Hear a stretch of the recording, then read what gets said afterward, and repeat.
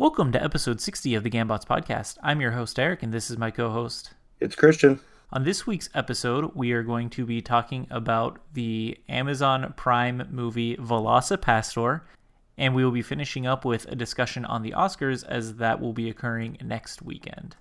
But first, Christian, we are back to our weekly movie watching, and you picked VelociPastor. I just got to ask you, how did you hear of this one? Yeah, so I've got to apologize for this because this was something. This was somewhere online, either on my Tumblr or on my Twitter, and it was just a screenshot of the summary that Amazon Prime has listed for it, and I was immediately 1,000,000% in on whatever this was. I like the premise of the movie. So the premise is that Pastor somehow becomes not like a werewolf, but he becomes a velociraptor or a dinosaur of some sort, or a dragon. It was a little bit unclear what lizard he was, because I think he breathed fire at one point, and starts killing people. And that's like the basic premise, but then it just spirals from there. Yeah. So I gotta say, I mean, this movie was clearly trying to be like a B-style, like very campy, obviously wink, wink, nudge, nudge movie, right? Like that was their premise. I hope so. I've been telling people, I'm looking at this, and you have written down here that the budget was $35,000, and I cannot imagine where that money went. This has to be some kind of a money laundering scheme. It seems like the guy who made this, he got the idea in art school, and then he's a student. I could see it if he rented cameras or bought cameras or whatever. Those can add up, especially if you do shooting on scene and stuff. So I could see the budget of $35,000 working out. I've been telling people that this movie was just made in somebody's backyard and on their front street, and with whatever they happen to have lying around already. Yeah, it does. That's my biggest problem, I think, from making this a good B movie, is it feels like at least how the scenes are shot and the camera used or whatever. Filters, I don't know. It looks like something that, you're right, they like a high school kid filmed in their backyard. Yeah, especially China is just, the woods. Right, and so that's what I was trying to figure out, is where were they clearly being we don't have a budget, this is funny, where it's China and the woods where the VelociPastor kills everyone are exactly the same. And the woods don't look anything like China. They look like woods from the East Coast, because it's there's, I don't know, just the trees and stuff. It doesn't look like China at all. Well, from the jump, this was absolutely crazy. The opening title card said it was X-rated, and I looked at my friends and I said, oh no. And then it went on to say that it was only rated X because it was voted on by a committee of Christian critics. And so it was okay, I guess that's funny. Yeah. And then it goes right to his parents blowing up, but they don't show the car exploding. It just shows that empty street with a little thing that says Fire VFX on it. Yeah, I actually thought that was kind of funny. Did you ever watch Aqua Teen Hunger Force? Yes. So I listened to the creators talk once, and they were like, the fire that they used in that, at least for the 6 seasons I watched, I don't know if they're still making it or not, they just went out in their backyard in the first season, made a campfire and filmed it, and they used that for every scene afterwards, and that's why it was so bad. This is taking it another step where it's just we don't even have the budget for that. We're just putting this in. Yep. It's not really clear where he's from. My guess is we're LA or Boston. I don't know why. I just had the vibe. Yeah. And then it's kind of implied that he drives to China. Yeah, he goes on a mission or whatever, and then in China, which, again, it's one of those things where, are they purposely being funny? It's hard to tell in this movie a little bit, where they're in China, but they're fighting ninjas, which are Japanese. Yep. Runs afoul of ninjas in the woods, gets his magic powers by getting accidentally cut by a dinosaur tooth. Right. And he becomes a dragon warrior. Yep. Oh my And gosh. then it's morphin time. Yeah. So my favorite character in this is his like preacher. I don't know, like his elder preacher looks exactly like John Bolton does. I thought that was hysterical. I was reading your notes and I was just like, I love it. Yeah, and he's like randomly in this movie they have so much going on. The elder pastor has an entire backstory with him being in Vietnam and his wife dying when they're in the exact same woods that is China and the other place. Like it makes no sense. I actually thought that part was pretty funny because I feel like this movie has had a box of tropes they're trying to hit, and like Vietnam flashback was one of them. Yeah, he's standing there talking about how he can't wait to go home and start a family with his wife, and then his wife is just there, runs to hug him, explodes right in front of him. And then even in the movie, they say, "Why was she here?" Right. And the other guy goes, "I don't know, man. Maybe she was trying to start a family." Like, I was full on crying during that scene. Yeah, like the movie has some really funny parts. One of the parts that did not work as much for me was his like the other co-star in this is like a prostitute who's also a student trying to get through like her school by paying her loans off by prostituting. Yeah, she's a hooker lawyer doctor. Yeah, right. And then like she gets mugged and he's a dinosaur at that point and eats them. Does he immediately turn back and she's just like, "Come into my house, sure"? I think it seems like he may have turned back and passed out and she took him there. Yeah, that part was a little bit unclear to me. I'll tell you what though, she is cool under pressure. Like that guy puts a gun in her face and she's like, "What do you want?" Yeah. Another character I really liked in this was her pimp. Actually, I can't remember, mermaid or something. He was my favorite. Mermaids. That dude hammed up every scene he was in and was by far my favorite character of this movie. I think she was my favorite character. Man, like he accepts his. Well, first they go back to the woods so that she can show him that he's a dinosaur, and then he's wearing her dress, and it's like an orange cable knit dress that barely comes down to his size. Yeah. That was a choice. Yeah. Then she talks him into accepting his powers to fight crime because of course. And then he does like a workout montage. Dude, I will say I love the music they chose for the multiple montages they had in this. It was like pop punk style. Like I was for it. Yeah, I guess it worked. Yeah, but man, those flashbacks of him training and just killing people. The scene that did not really work for me or make a ton of sense, I think it led to the Vietnam flashback scene. I can't remember. It was when they go to the priest to try and exorcise him. Yeah, I couldn't tell what was going on there. Like I didn't know if it was an exorcism or a seance or like some kind of voodoo. Yeah, but dude, I actually put this in my notes. I forgot to say it. That Vietnam flashback scene was like 10 minutes, which is a seventh of the movie.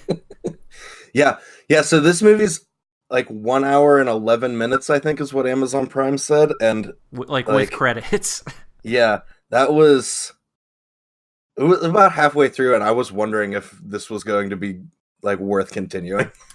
Yeah, it was slow points. My thing is like they had a lot of stuff that I felt like should have hooked me. Like I like the ideas, but I felt like their execution wasn't always the best. Like they did jokes that overstayed their welcome, or they just went a direction, or it was like too low budget. Like when people blew up, it was just clearly a doll's head. Like it wasn't even trying to be. Oh my god, I forgot about the mannequin stuff. Right, like it wasn't even trying to be like. That's what I think gave it that high school feel, and it didn't make me like it as much. Yeah, like we laughed pretty hard when like somebody's head got ripped off, and it was very clearly just a mannequin head with like, or it was like one of those like cosmetology school heads that you practice hair on. Like, I thought that was funny, but it definitely like devalued the movie. Yeah. it's weird too. So we went over the main premise was for the first half of this movie is he's just he can transform into a dinosaur and kills people he thinks is bad. The second half is it turns out that the people from China who killed the previous Dragon Warrior, I guess, are also in his city selling drugs, but they're also Christians trying to turn people to church by getting them hooked on drugs and turning the drug supply off, which was convoluted. Oh yeah, for sure. And then like the last bit is him just fighting the ninja drug cartel. Yeah. And I mean, there's an Act 3 twist that I never saw coming because they never allude to it in any capacity before it happens. Oh, dude, that actually was my favorite. Not the reveal itself, but the flashbacks they had is they reveal that the number 2 in the drug cartel is the main character's brother out of nowhere. And you're like, what? And then they go to these 3 flashbacks that you had seen of the main character with his father and his family, and then they just pan over to see like the brother, so everything the parents were saying was pretty much just being like, we hate your brother, like you're our only son. I thought that was hilarious. Yeah, that was pretty good. That was actually like good comedy and not random. Well, I mean the reveal was random, but the scenes itself I thought was really good comedy. But during that final fight, we're finally treated to seeing the entire dinosaur costume all at once, and somebody I know had called it Hunchback Rex. Because it's like the suit is like too small for him to fit in, so there's this big hump on his back where his head is inside. Yeah, well, and in that final fight scene, it turns out he can partially turn into a dinosaur at parts too. Like he doesn't fully have to turn. Yeah. Oh boy. And he breathes fire. Maybe I'm wrong. I swear when he killed the first like the mugger, he breathed. They had fire or something, but I might be wrong. What about that the fake out? You thought the girlfriend was going to die? I was legit mad at myself for how upset I was. Like I said, she was the only character I really liked. I thought Frankie Mermaids was funny, but like I got invested in the girlfriend, and then she got sliced, and I was like, no, are you kidding? Did it make sense that like he went to fight the drug cartel, and he's like, I'm bringing my girlfriend, and she just knows martial arts? Oh man, yeah, she was great. Like she went full Street Fighter. Yeah. But when they were in the doctor's office and the doctor came in to talk to him, you could clearly tell where they had filmed that was just some dude's apartment. Yeah. Like it was that level of low budget. Like they didn't even rent out a thing that kind of looked like a doctor's office. And they leave it open for a sequel at the end. They do, which is crazy. VelociPastor. Yeah. So this was directed by a guy named Brendan Steer, and I'm going to guess that he also starred in it. I didn't look up who starred in it. The budget was $35,000. Do you know how this fared? I don't know what it made back. It had to have made some of that back if Amazon picked it up, I guess. But do you know how this is faring with Rotten Tomatoes, Christian? Yeah, so it's got a 64% on Rotten Tomatoes for critics and a 69% for audience, which is crazy. Yeah, I'm actually surprised it's this high. Would you suggest our listeners check this out? Honestly, I don't know. Like, it's a way to spend an evening, I guess. Yeah. Watch this with a group of friends. Do not expect anything. Yeah, I'm torn on this one because, like I said, like it's clearly trying to be a schlock movie, but in like a B-style movie with a lot of, like we know what we're doing with this. Like it's purposely bad, but I don't think their jokes landed for me, so it's hard for me to recommend it. Like the movie I think that they're trying to go for that's actually good is, I don't know if you ever saw Kung Fury. Mm-hmm. Like that's what I think they were going for, but that clearly had a bigger budget than this, and I actually thought that one was funny. I felt like this one, they were just like, randomness is funny, we're going to go with every idea we have, and some of it worked and some of it didn't for me. But yeah, throw everything at the wall and see what sticks. Yeah, I really feel like they could have done with some tightening up a little bit, but it is only an hour and 15 minutes, so it didn't or an hour and 11, so it didn't overstay its welcome. So if you like these kind of movies, I would check it out, because most of the reviews online seem to like it, but this didn't necessarily just land for me personally. Yeah.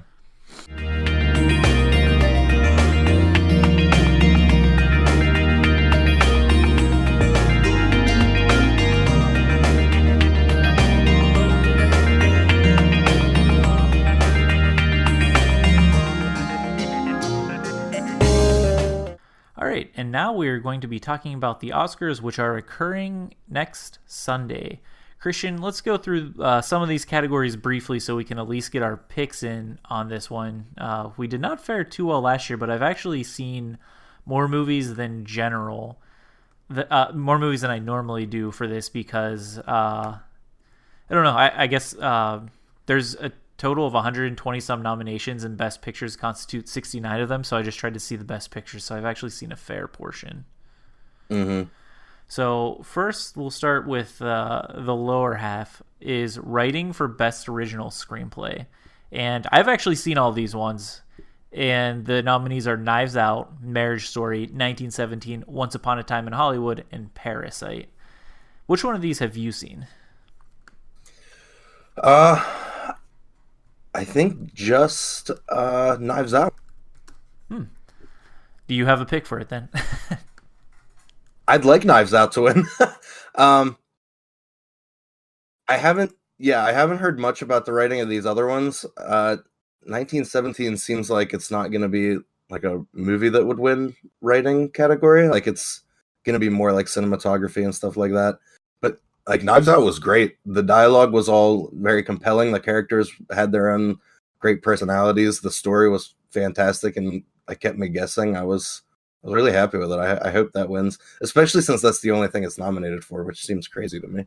Yeah, I'm with you. I really liked Knives Out, and personally, I think it's the best of the movies listed here. Parasite's really good, actually, but I don't know if they're going to vote for it because it seemed to have gotten snubbed on everything else.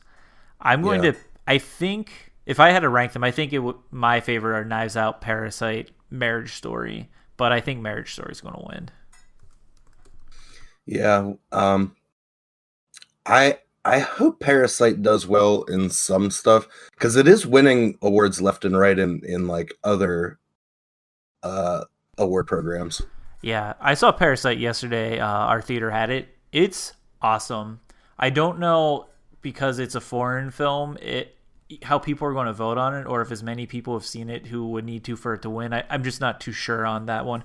But Marriage Story also actually surprisingly good. It's very emotionally driven. I was in a bad mood after I watched it just because of the whole I'm in that field. I know what child custody looks like, and they do such a good job accurately representing it and how infuriating it is when you get lawyers involved when people really just kind of want the same thing.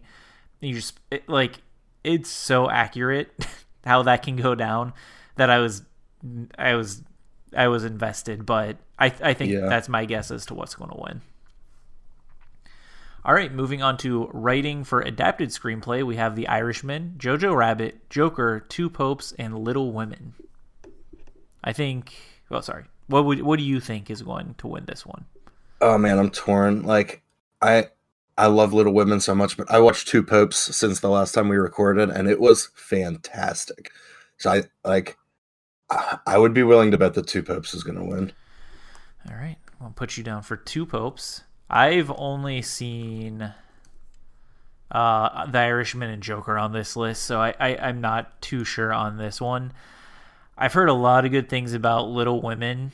I've not heard very much about Jojo Rabbit, so I'm actually surprised how many nominations it has. And I watched Joker yesterday as well. I don't hate it as much as you, but I feel like this movie would have been better had it not have focused on Batman at all. And also, if this wasn't the Joker and it was just some disenfranchised guy, I think it would have been a better movie. Yeah. That's why I can't go with it on writing, because I think it was a bad idea to incorporate it into a comic book universe. I'm going to go with Little Women on this one, just because I've heard so much about it. I would be fine with that. I did want to mention, I think Jojo Rabbit comes out on digital this week. They wanted to try and get it out so that people could watch before the Academy Awards. I might rent it then, because I still can see Little Women in the theater. We're just recording like I won't be able to see it till Wednesday or something. So we're recording. So maybe I'll check those out. And if you see anything and want to change it, we can just put it on Twitter and we'll count it as changing. Next is visual effects, and not gonna lie, I never know what to pick on these ones. We got Avengers Endgame, The Irishman, The Lion King, 1970s, and Star Wars: Rise of Skywalker. Yeah, this is a toss-up. Like Irishman, I'm sure, is only on there for like the de-aging tech, because I feel like that is not a very visual effects heavy movie. Dude, it should not be on there, because at first I was like, oh, the de-aging's not too bad, until I found out that they're supposed to de-age Robert De Niro to be in his 20s, and at best he looks like he's in his mid-40s at his youngest, and that's what I thought they were going for. I thought they were supposed to be like 40, and I talked to someone, they're like, no, that guy's like in his 20s, so no, they did not do a great job with it. I think it's going to be a toss-up between Star Wars and Avengers. I'd like to see Avengers get it, just because it was so much fun. I could see them giving it to 1917 too. Yeah, 1917 was very well filmed, but I'm going to give it to Avengers Endgame. It was between that and Lion King for me. Yeah, like Lion King left me a little bummed, because they did a good job with just straight visual effects, right? They made the lions look very photorealistic, but then they had no emotion, like, because lion faces don't convey emotion, so they were all just very flat. So I think it would have been a better choice to like amp it up a little bit, make them just a tiny bit more cartoony, so that they could express emotions with their face the way that the cartoons do. Right. Yeah. I mean, yeah. What are you picking? Yeah, I'm gonna go with you. I'm gonna pick Endgame. All right. The next category, and the next two are things that I'm going to just be picking. It's a crapshoot because I don't actually understand it. The first is sound mixing, and we have Ad Astra, Ford vs. Ferrari, Joker, 1917, and Once Upon a Time in Hollywood. Yeah, I'm just going to take Ford vs. Ferrari on that. Yeah, that's the thing, is I really liked Ford vs. Ferrari, so I'm going to go with that as well. Because there's sound editing and sound mixing, and I've never really understood the difference between. Like I'm 100% sure during last year's we had this exact conversation, and I looked up the difference, and I do not think it helped. Yeah, it's just one of those things where I'm not enough in the know for that. Yeah. And then we have sound editing, which is Ford vs. Ferrari, Joker, 1917, Once Upon a Time in Hollywood, and switching out Ad Astra for Star Wars: The Rise of Skywalker. I feel like that's almost exactly what happened last year too. Like there was only one thing different. I'll take Rise of Skywalker on that one.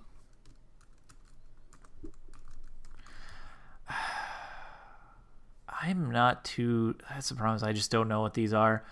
I'm going to stick with Ford vs. Ferrari. I would like them to win something because they're one of my favorite movies of the Best Picture nominations. And I know they're not going to win anything. Or I know they're not going to win that. Next, we get really into a dead zone. I am very annoyed this year because I was going to go like a local theater near us. For the past 5 years, the weekend of the Oscars, Friday, Saturday, and Sunday, have always played the short film, live action, short film, animated, and then the short documentaries like every those days. And so I put it in my schedule for this year, and then I looked up this weekend and they had it a week early, so I did not see any of these. So I'm very annoyed by that. So this is the 1 year I was like, I'm going to do this. So for this we have Brotherhood, Nefta Football Club, The Neighbor's Widow, Saria, and A Sister. And I know nothing about any of these. Nope. Do you have any just blind pick? I'll take Sister. All right, you're going Sister. I'm going to go Nefta Football Club. Our theater got one of the animated shorts, and it just got like stuck on the beginning of Jumanji this week. Oh, really? Yeah, we got, I think it was Hair Love. We were supposed to get it last week, and it didn't show up, but we got it this week, so now Jumanji is like however many minutes longer, and it's just tacked on the beginning. That's actually, I think, a cool idea for people to get to see these. Yeah, I did like that. So I've been meaning to just poke my head in for the beginning, and I haven't got a chance to. All right, so short film animated. We have Desera, Hair Love, Kit Bull, Sister, and Memorable. I'll take Hair Love. I'm going to take A Sister.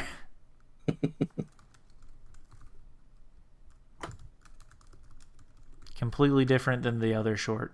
Oh, no, sorry. I'm picking Sister. The one you picked was A Sister. Yeah. Got those mixed up.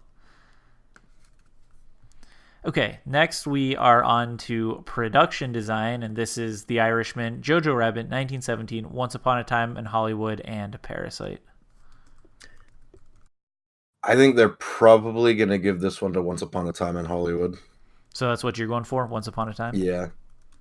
I think that, like, since that takes place in, like, your kind of like classic Hollywood, but also like alternate universe classic Hollywood, I think they're gonna lean on that one.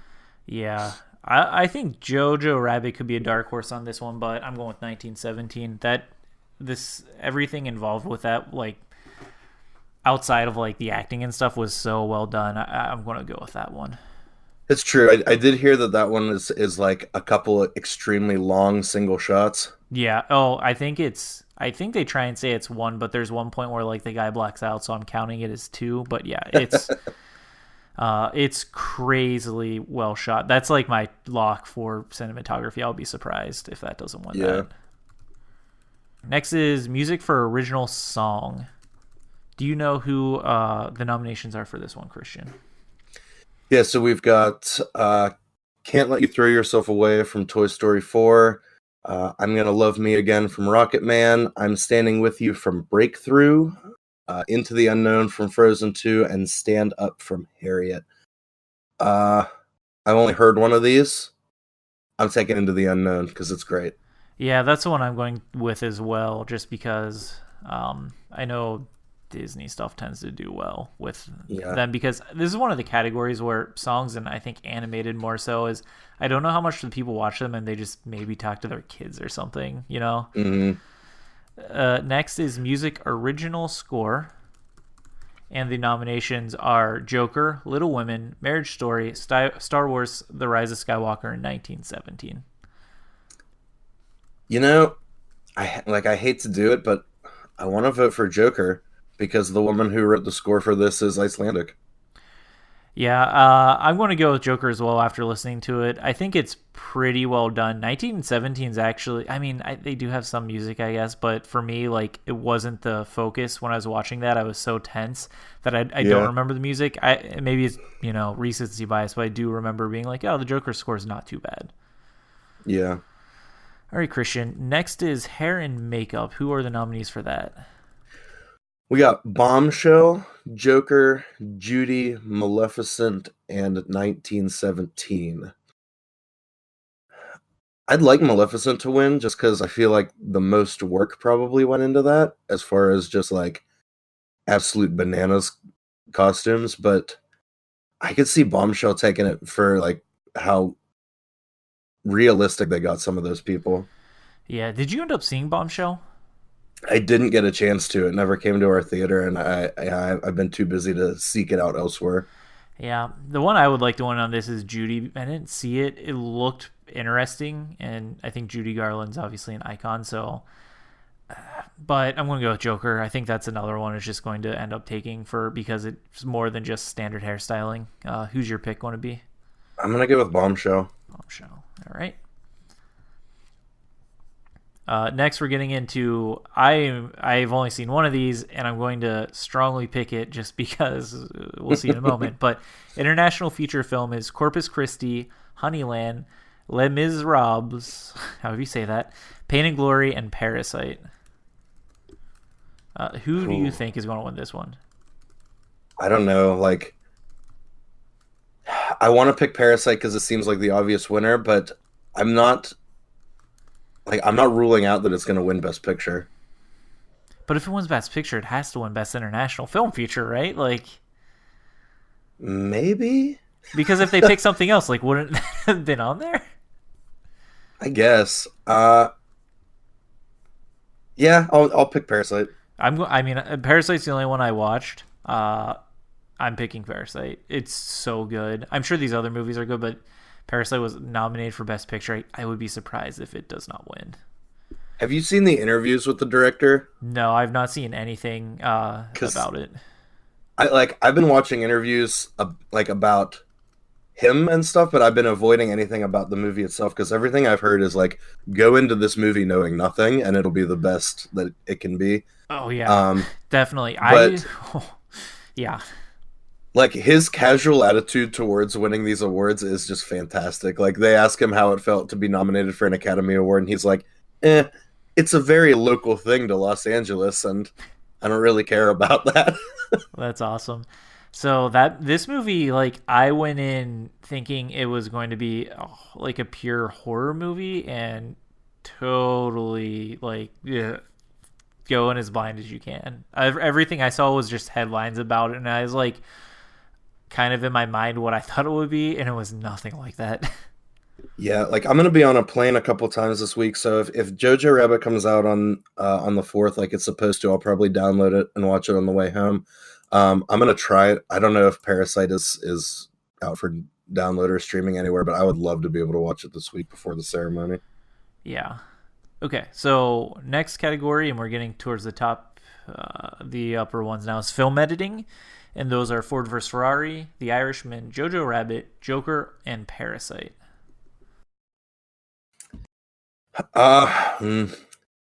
See, I'm going down conflicting paths here between Parasite winning Best Picture and Parasite not winning Best Picture. I think if it doesn't win Best Picture, it's going to win a bunch of like auxiliary awards as like recompense. So I'm going to take it on this one too. So you're going to take Parasite? I'm going to go with The Irishman. It's hard because I haven't seen Jojo Rabbit, but I've seen the other ones. And it was... I'm going with The Irishman. I thought it was pretty well edited. That's another category, though, too, where I don't know if I do know. I don't have the eye, really, to pick up, I think, what people in the field actually are looking for. So... Yeah, I get that. Next is documentary short, and what are the nominations for this one, Christian? We've got In the Absence, Learning to Skateboard in a War Zone If You Are a Girl. It's a long title.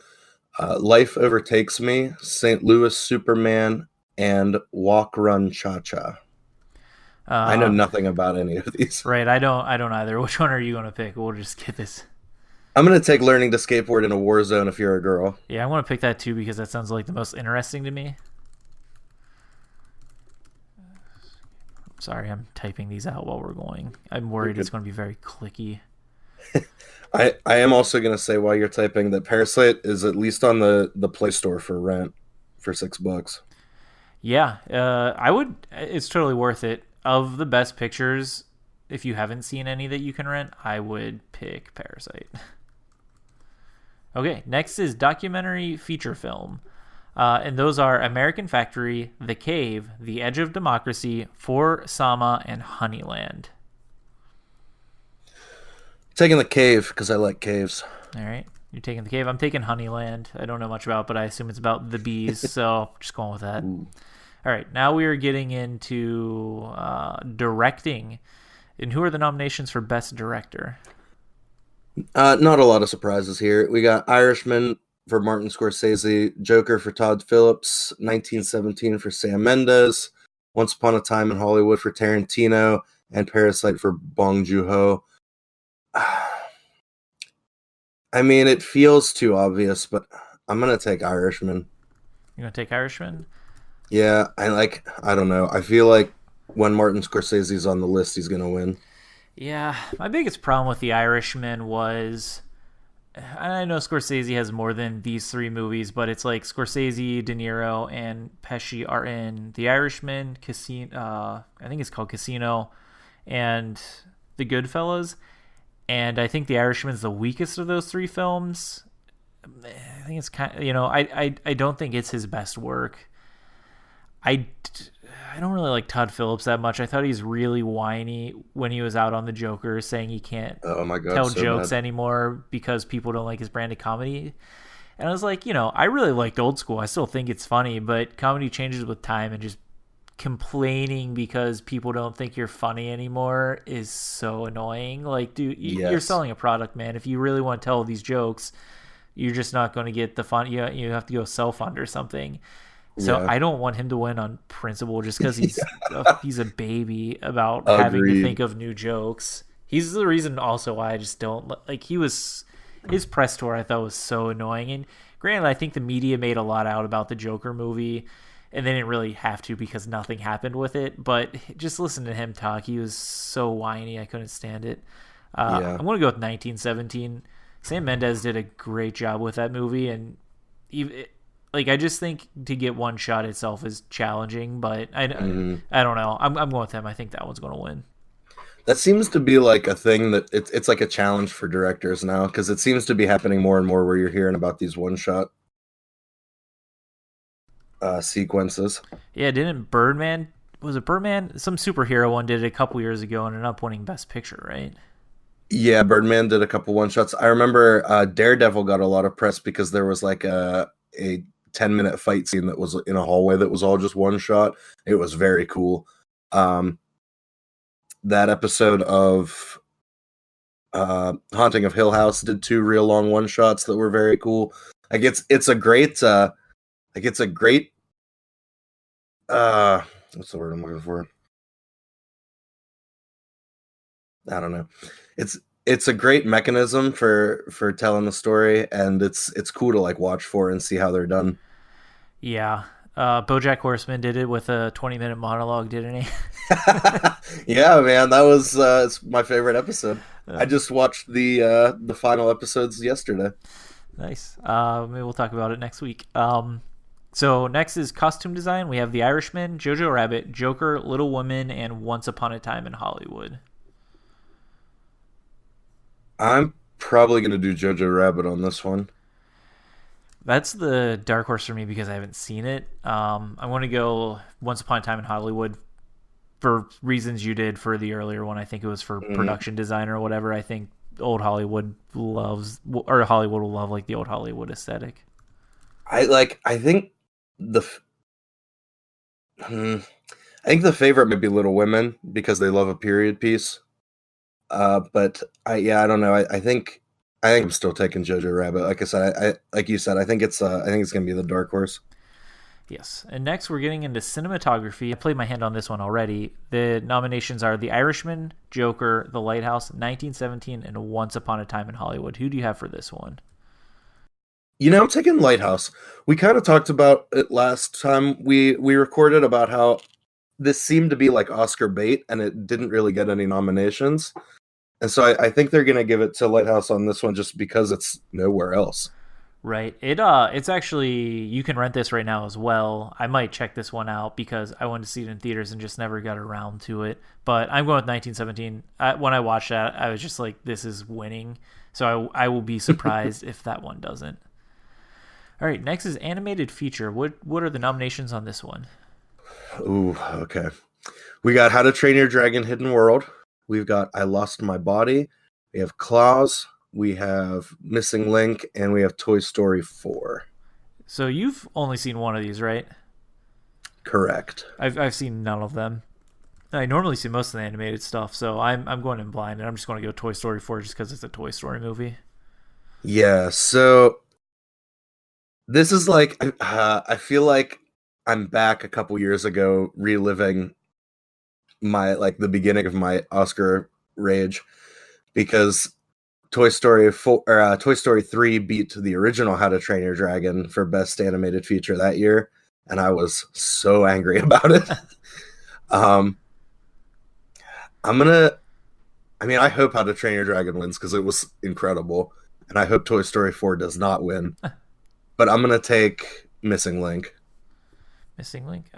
Listening to you talk, I changed my mind while looking over it. I think I'm actually going to switch to Klaus.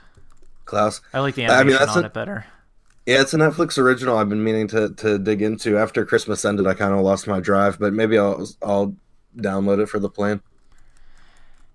Yeah, I meant to watch it over Christmas and didn't. Okay, so moving on to Best Supporting Actress, we have Kathy Bates in Richard Jewell, Laura Dern in Marriage Story, Scarlett Johansson in Jojo Rabbit, Florence Pugh in Little Women, and Margot Robbie in Bombshell. I'm giving it to Florence. Florence Pugh in Little Women. All right. She was great. She plays such a little brat. I have trouble on this one because I've only seen Marriage Story out of here, and Laura Dern did a very good job because I hated her character. But I'm going to go with you just because I heard you talk about Florence Pugh when we were talking about Little Women last week, so I'm going to follow you on this one. Scarlett Johansson nominated for 2 Oscars this year. Yeah, unbelievable. Okay, and next is actor in a supporting role. We have Tom Hanks in A Beautiful Day in the Neighborhood, Anthony Hopkins in The Two Popes, Al Pacino in The Irishman, Joe Pesci in The Irishman, and Brad Pitt in Once Upon a Time in Hollywood. I'm taking Hopkins. He was so good as Ratzinger in The Two Popes. I didn't see Two Popes, but I saw Joe Pesci and Al Pacino.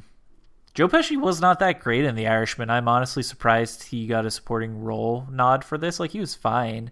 I thought Al Pacino was really good. I think he was the better of the two. I really liked Brad Pitt in Once Upon a Time in Hollywood, but I don't know if he is going to win an Oscar for it, so I'm going to go with Al Pacino. Okay. There was an interview of Jonathan Pryce, who is the other actor in The Two Popes, and he's telling a story about how Anthony Hopkins sits down at the piano to play some music, and he's like, "Oh, I'm going to play music by this composer." And so he starts playing and talking about him, and they go to get the permission to use that in the movie, and they find out that it doesn't exist, and he was just writing what he was playing off the cuff. Wow. That's crazy. Yeah, I should probably watch Two Popes. It sounds like it's good, but all right. So, actress in a leading role, we have Cynthia Erivo from Harriet, Scarlett Johansson in Marriage Story. How do you say her name? Saoirse Ronan. Saoirse Ronan for Little Women, Charlize Theron in Bombshell, and Renee Zellweger for Judy. Who? I want Saoirse Ronan to win, but I'm wondering if they're going to give it to Renee Zellweger just because she hasn't been here for so long. Yeah, it's hard too because we didn't. I mean, I didn't see Judy. Did you? No, my parents did, and they said it was outstanding. Really? Yeah. Yeah, I'm still going to pick Saoirse Ronan. I mean, I've only seen Scarlett Johansson. She was fine in it. I mean, you talked up Little Women so much our last episode. I want to go with her too. Basing everything off of you, Christian. Good. All right. So we have actor in a leading role. We have Antonio Banderas with Pain and Glory, Leonardo DiCaprio in Once Upon a Time in Hollywood, Adam Driver in Marriage Story, Joaquin Phoenix in Joker, and Jonathan Pryce from The Two Popes. Oh, man. I think Joaquin Phoenix is like primed to win this one, but I actually think Adam Driver was more compelling in his role in Marriage Story. I would love Adam Driver to win. I would love Jonathan Pryce to win, but I think it's going to be Joaquin Phoenix. I think that's going to be the case too, but I'm voting against my better because he's won a lot of the earlier stuff. But I thought Adam Driver gave a much more compelling performance, whose character wasn't mentally unstable. He was just a normal guy. Yeah. I honestly think he did a better job than Joaquin Phoenix. So I'm going with Marriage Story and Adam Driver. Yeah, like some of these I'm having a hard time separating my expectation from like my favorite. Right. Yeah, I think I'm going with my expectation on this one. I'm picking Joaquin. Okay, and now we're down to the last one. This is the one I've been thinking about, and I am torn. Is Best Picture. We have Ford vs. Ferrari, The Irishman, Jojo Rabbit, Joker, Little Women, Marriage Story, 1917, Once Upon a Time in Hollywood, and Parasite. Yeah, so it seems to me like this is kind of set up to be a fight between 1917, which is like the presumptive favorite, and Parasite, which is the favorite in that it's won everything else. Mm-hmm. Like it's winning all the top awards for all these other ceremonies. I would love it if Parasite won. So you're going with Parasite? Yeah. I mean, I would love it if they just stuck both of them to the side and gave it to Little Women, but I'm gonna take Parasite. So I can't speak to Jojo Rabbit or Little Women because I haven't watched them. If I was ranking these, Parasite was by far my favorite that I watched. I liked Once Upon a Time in Hollywood, but it did not come off as the best picture to me. 1917 was an experience watching it, especially in theaters. I've never really been so tense during a movie, but that movie reminds me of a video game a little bit, where it's lots of action, a moment of like levity, calm down, lots of action, or like you're sneaking and stuff. Like I was tense the whole time. Yeah, that's what I've heard, is that it's like a video game movie. Yeah, Marriage Story, like I said earlier, actually like made me angry. So these, like those two have like affected me in a way that I normally don't watch movies. Like I normally watch movies to be entertained, right? So it's like those things did have an impact on me. So that's why I think they could win.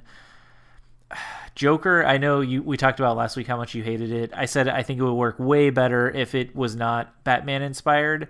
I think if they leaned into like this, there being like this mentally unstable guy, he's the unreliable narrator. They could have had something sort of like Fight Club, and I would have liked it way better, because the parts of the Joker that I liked were when you're dealing with him as being unreliable. And it's like, oh, did this really happen or not? I didn't love like the whole incorporation of like Thomas Wayne and Bruce Wayne, and I thought that was just kind of forced in there. I don't know if it would have made as much money if it was not based on the Joker. Also, my problems are, it's like essentially it seems like a side universe telling of the Batman origin stories and the Joker and stuff, where like the Joker's not actually charismatic or funny or a genius, which he is in like the comics. So it's like hard to parse though. So that's I'm not a huge fan of the Joker. The Irishman was fine, but it's long, and I don't think it's going to win. And both you and I were surprised Ford versus Ferrari got in there. Yeah, I liked it, but I'm surprised it's the best picture. It was good. Like Christian Bale should have been, I think, nominated for best supporting actor or whatever his role technically was, or best actor. But I'm with you. I'm going with Parasite. It was my favorite of them by far. It was the most surprising. I'm worried it's not actually going to win though, because it's a foreign movie. Yeah.